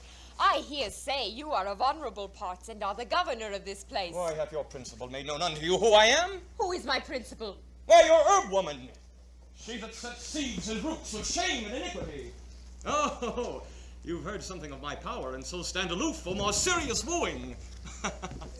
But I protest to thee, my pretty one, my authority shall not see thee or else look friendly upon thee. Come, bring me to some private place. Come. If you were born to honor, show it now. If put upon you, make good the judgment that thought you worthy of it. How's this? How's this? Some more, be sage. For me, that am a maid, though most ungentle fortune hath placed me in this sty, where since I came diseases are so dearer than physic. Oh, that the gods would deliver me from this unhallowed place, though they did change me to the meanest bird that flies in the purer air. I did not think thou couldst have spoke so well. Ne'er dreamt thou couldst. Having brought hither a corrupted mind, thy speech hath altered it. Hold. Here's gold for thee. Persever in that clear way thou goest, and the gods strengthen thee. Gods preserve you. For me, be you thought in that I came with no ill intent. For to me now the very doors and windows savour vilely. Fare thee well. Thou art a piece of virtue, and I doubt not but thy training hath been noble. Hold. Here's more gold for thee. A curse upon him, die he like a thief that robs thee of thy goodness. If thou dost hear from me, it shall be for thy good. I beseech your honor, one piece for me. Avaunt, thou damned doorkeeper! Your house, but for this virgin that doth prop it, would sink and overwhelm you. Away! How's this? Well, I see we must take another course with you. If that your peevish chastity, which is not worth a breakfast in the cheapest country under a coat, shall undo a whole household, and let me be gelded like a spaniel. Now come your way with me. Whither wilt thou have me? Well, I must have your maidenhead taken off, and the common hangman will execute it. Now come your way. We'll have no more gentlemen driven away. Come your way. Oh, no, what's the matter? Oh, worse and worse, mistress. She has here spoken holy words to the Lord Lysimachus. Oh, abominable! She makes our profession, as it were, to stink before the face of the gods. Marry, hang her up forever! The nobleman would have dealt with her like a nobleman. She turned him away as cold as a snowball. Saying his prayers, too. Bolt, take her away. Use her at thy pleasure. Crack the glass of her virginity and make the rest malleable. Aye, and she were a thornier piece of ground than she is. She should be plowed. Hark, you God! She conjures! Away with her! Would she had never come within thy doors. Marry, hang you, she's born to undo us. Will you not go the way of womankind? Oh, Mary, come up, my dish of chastity, with rosemary and bays. Now come your way. Whither will you have me? To take from you that jewel you hold so dear. Tell me one thing first. Well, then your one thing. What couldst thou wish thyself to be? More vile and more hateful than thou art? Well, I could wish to be my master. Or rather my mistress. Either of these are better than thou, since they do better thee by their command. Thou holdst a place which the pain's fiend in hell would not in reputation change. Thou art the damned doorkeeper to every coistrel who comes inquiring for his tib. To the choleric fisting of every rogue thy ear is liable.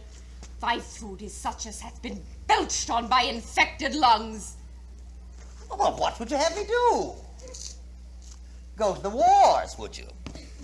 For a man may serve 7 years for the loss of a leg and have not enough money in the end to buy him a wooden one. Do anything but this thou dost. Empty old receptacles or common sewers of filth. Serve by indenture to the common hangman. Any of these ways are better than this. For what thou professest, a baboon, could he speak, would own a name too dear. Oh, that the gods would safely deliver me from this place. Here's gold for thee.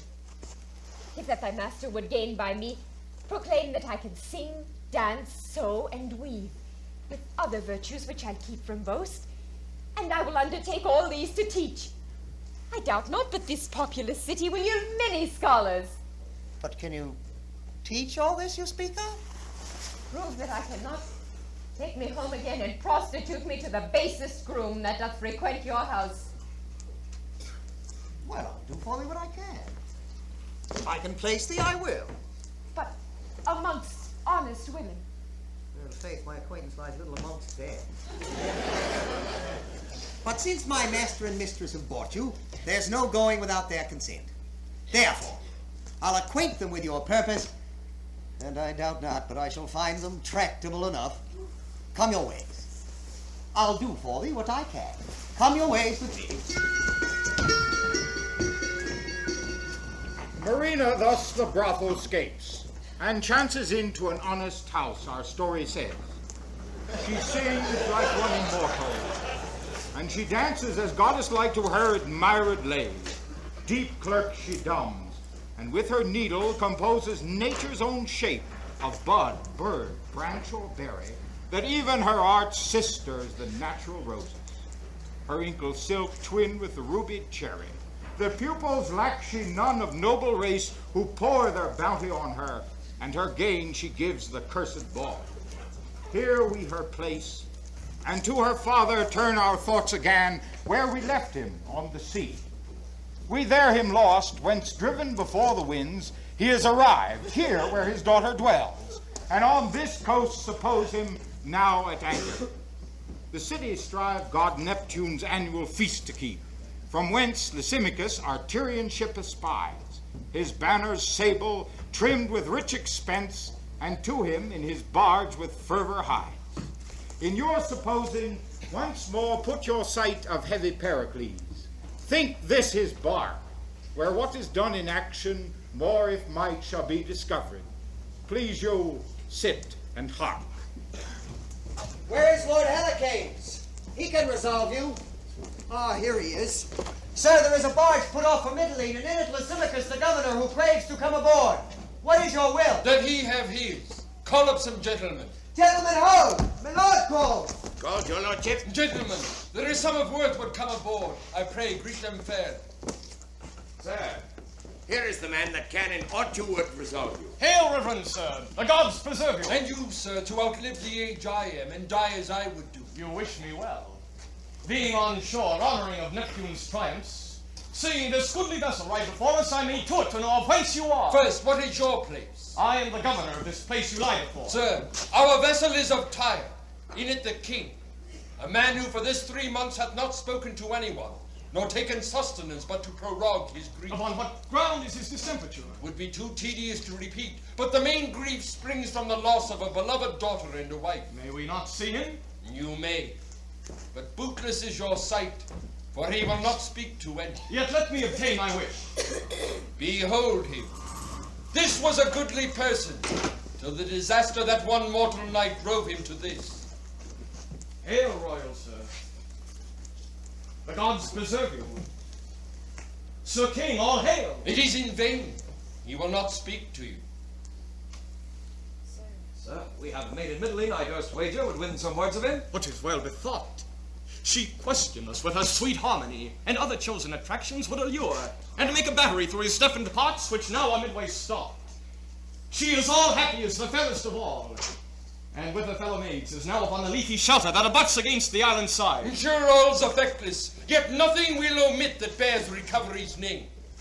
But since your kindness we have stretched thus far, let us beseech you that for our goal we may provision have, wherein we are not destitute for want, but weary for the stale. Oh, sir, a courtesy which if we should deny, the most just God for every graft would send a caterpillar and so inflict our province. Yet once more, let me entreat to know at large the cause of your king's sorrow. Sir, I will recount it to you. But see, I have prevented. Oh, here is the lady that I sent for. Welcome, fair one. Is not a goodly presence? She's a gallant lady. She's such a one that, were I well assured came of a gentle kind and noble stock, I wish no better choice and think me rarely wed. Welcome, fair one. All goodness that consists in bounty expect even here, where is a kingly patient. If that thy prosperous and artificial feet can draw him but to answer thee in aught, thy sacred physic shall receive such pay as thy desires can wish. Sir, I will use my utmost skill in his recovery, provided that none but I and my companion maid be suffered to draw near him. Come, let us leave her alone, and the gods make her prosperous.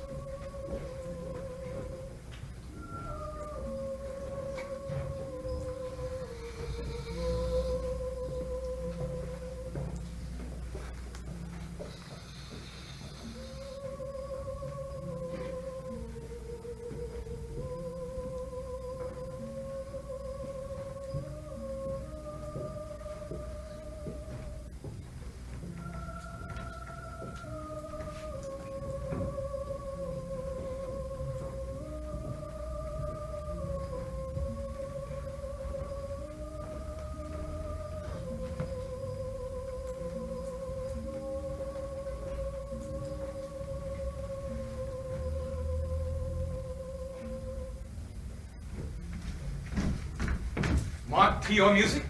No, no look on us. See, she will speak to him. Hail, sir. My lord, Lendear. Ah. I am a maid, my lord, that ne'er before invited eyes but have been gazed on like a comet. She speaks, my lord, that maybe hath endured a grief might equal yours if both were justly weighed.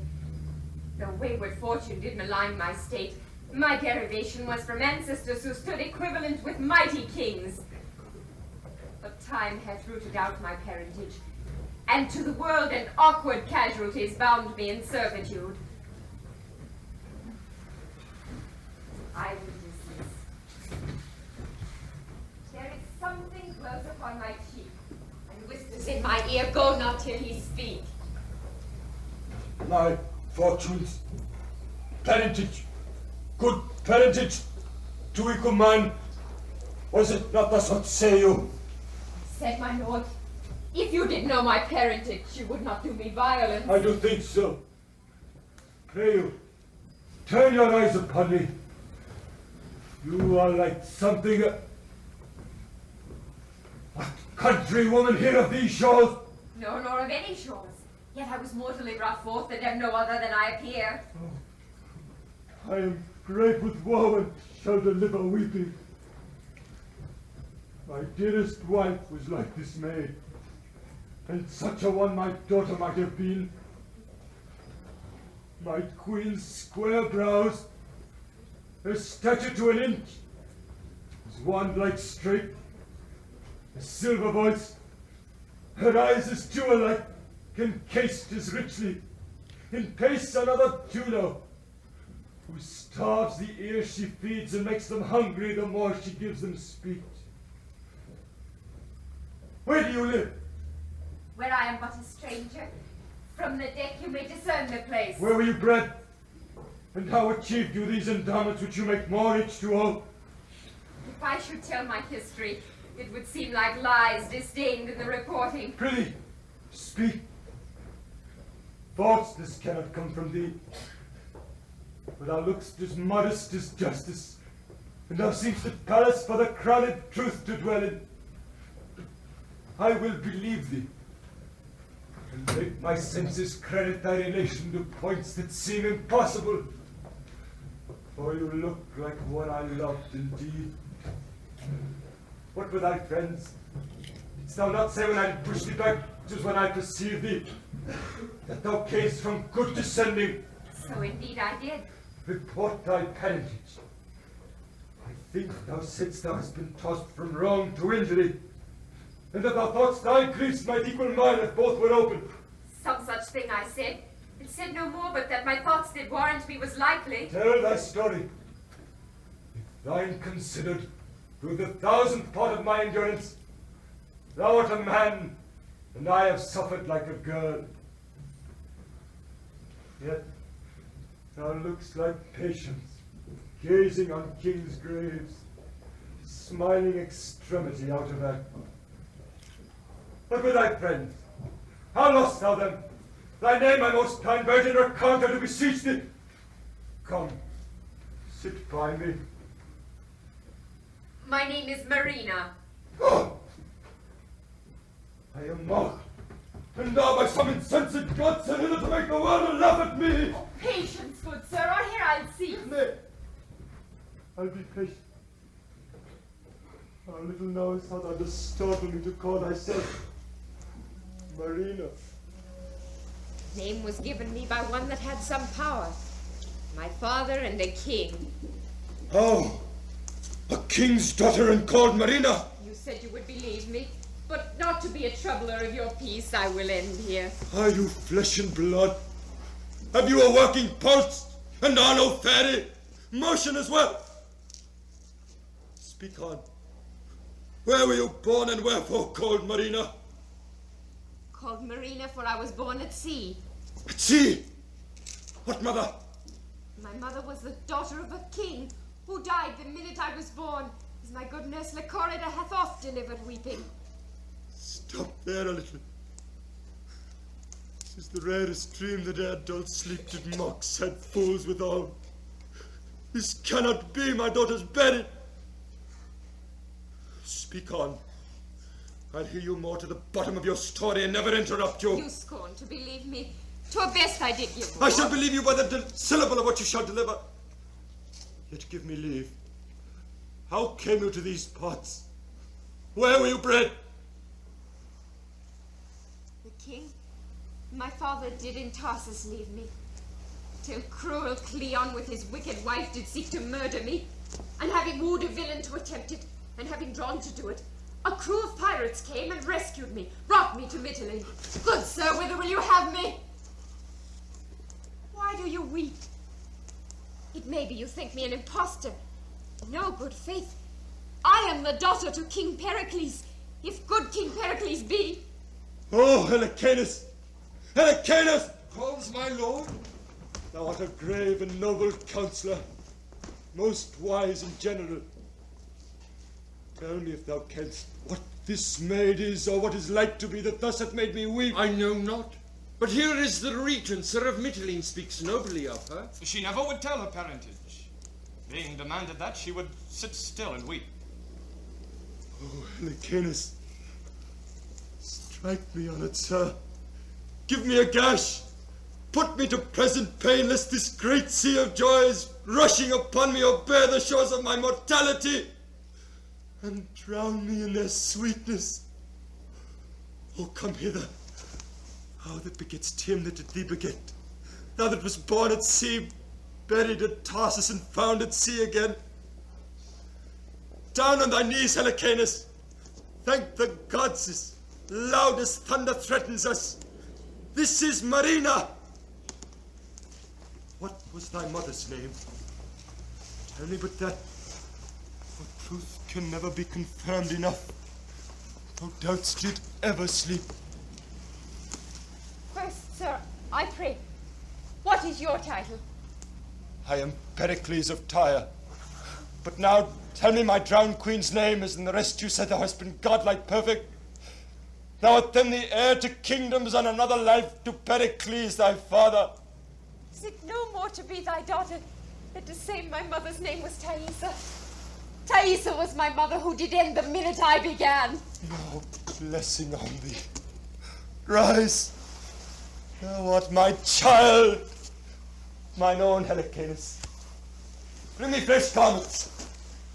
She is not buried at Tarsus as she should have been by savage Cleon. She shall tell thee all when thou shalt kneel, and justify in knowledge she is thy very princess. Who is this? Sir, this is the governor of Mytilene, who, hearing of your melancholy state, did come to see you. I embrace you, sir. Give me my robes. I am wild in my beholding. Now heavens bless my girl. But hark, but music. Tell Helicanus, my Marina. Tell him of point by point, for yet he seems to doubt how sure you are my daughter. But music. My lord, I hear none. Music of the spheres.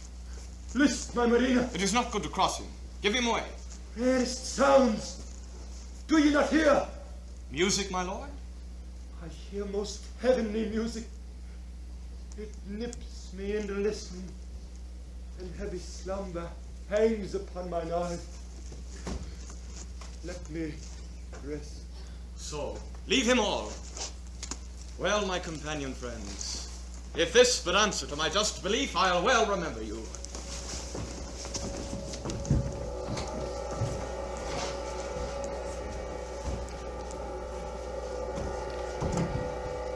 My temple stands at Ephesus.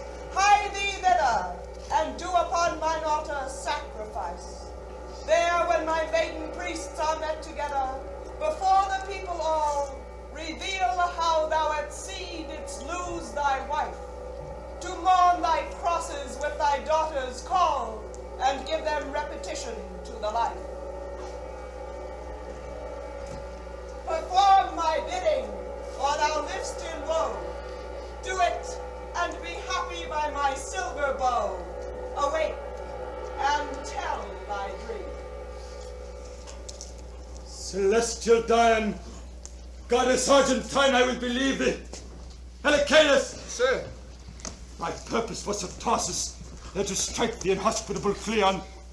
But I am for other service first. Towards Ephesus turn our blown sails. Soon I'll tell thee why. Shall we refresh us, sir, upon your shore, and give you gold for such provision as our intents will need? Sir, with all my heart. And when you come ashore, I have another suit. You shall prevail, were it to woo my daughter. But it seems you have been noble taught her. Sir, lend me your arm. Come, my Marina. Now our sands are almost run, more a little than done. This my last boon give me, for such kindness must relieve me, that you aptly will suppose what pageantry, what feats, what shows, what minstrelsy and pretty din the regent made in Mytilene to greet the king. So he thrived that he is promised to be wived to fair Marina, but in no wise till he hath done his sacrifice as Dian bade. Whereto being bound, the interim pray you all confound. In feathered briefness sails are filled, and wishes fall out as their will. At Ephesus the temple seen, our king and all his company, that he can hither come so soon is by your fancies thankful due. Hail, Dian! To perform thy just command, I here confess myself the king of Tyre, who, frighted from my country, did wed at Pentapolis the fair Thaisa. At sea in childbed died she, but brought forth a maid child called Marina, who, O goddess, wears yet thy silver livery. She at Tarsus was nursed with Cleon, who at 14 years he sought to murder. But her better stars brought her to Mitylene, gainst whose shore riding, her fortunes brought the maid aboard us, where by her own most clear remembrance she made herself known my daughter. Voice and favor, you are royal Pericles. Neither that you guys help, gentlemen. Sir, if you have told Diana's altar true, this is your wife. Reverend, here and no. I threw her overboard with these very arms. Aye, upon this coast, I warrant you. Most certain. Oh, look to the lady. She's but o'erjoyed. Early one blustering morn, this lady was thrown upon our shore. I oped the coffin, found there rich jewels, recovered her and placed her here in Diana's temple. May we see them? Sir, they shall be brought you to my house, whither I invite you. Look, Thaisa is recovering. Oh, let me look. If he be none of mine, my sanctity will to my sense bend no licentious ear, but curb it, spite of seeing. Oh, my lord, are you not Pericles? Like him you speak, like him you are. Did you not name a tempest to birth and death? The voice of dead Thaisa. That Thaisa am I, supposed dead and drowned. O immortal Dian. Now I know you better. When we with tears parted Pentapolis, the king my father gave me such a ring. This no more, you gods.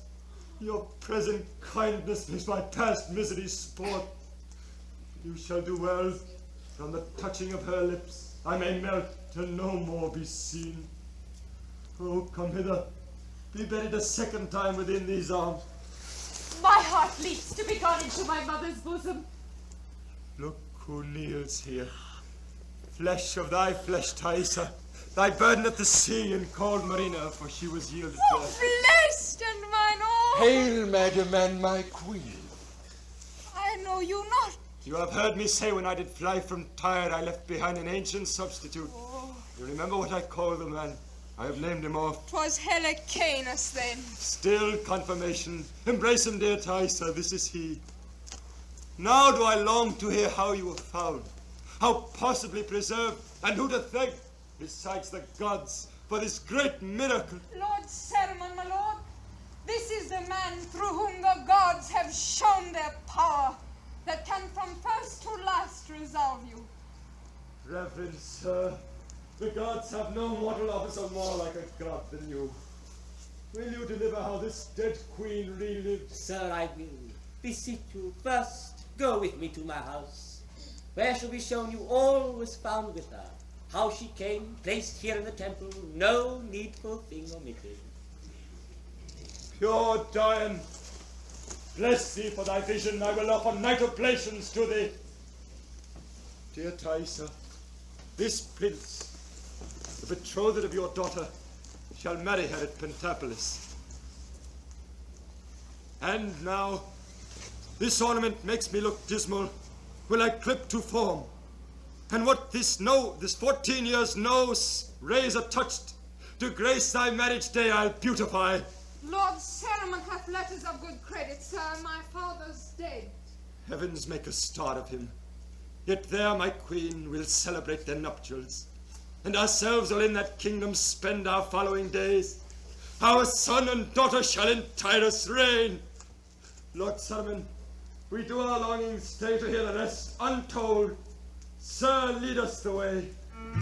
In Antiochus and his daughter, you have heard of monstrous lust, the due and just reward. In Pericles, his queen and daughter seen, although assailed with fortunes fierce and keen, virtue preserved from fell destruction's blast, led on by heaven and crowned with joy at last. In Helicanus may you well descry a figure of truth, of faith, of loyalty. In in reverend ceremony, there well appears the worth that learned charity I wear.